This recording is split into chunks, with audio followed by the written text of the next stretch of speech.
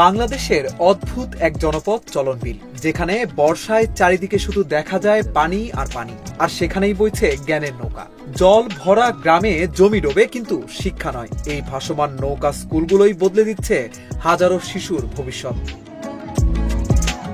বাংলাদেশের পশ্চিমাঞ্চলের চলনবিল এলাকায় প্রতি বর্ষায় বন্যায় ডুবে যায় চারপাশের গ্রামগুলো।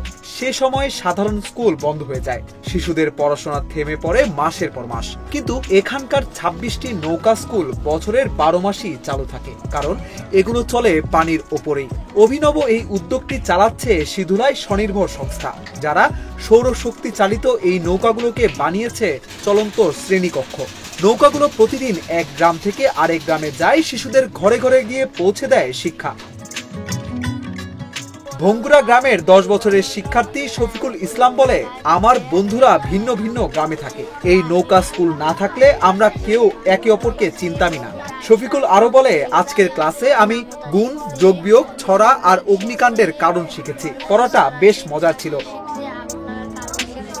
এই স্কুলে শফিকুলের মতো আরো ২২০০ শিশু প্রতিদিন ক্লাস করে, যারা কখনো ভাবেনি বন্যার মাঝেও এমনভাবে পড়াশোনা সম্ভব।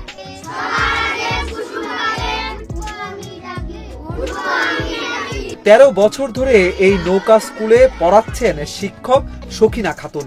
তিনি বলেন, বৃষ্টির দিনও ক্লাস চলতেছে, মেঘ গর্জন করতেছে, তা বন্ধ না, ক্লাস চলতেছে, স্যাররা নিয়মিত আসতেছে, দেখাশোনা করতেছে আমাদের। শফিকুলের মা সুফিয়া খাতুন বলেন, আমার সময় আসলে না, বেটাকে সময় আইসে, এই জন্য কাছে হয় যে সাল পালের কাছে পড়ানোর লেগে চেষ্টা করতেছে।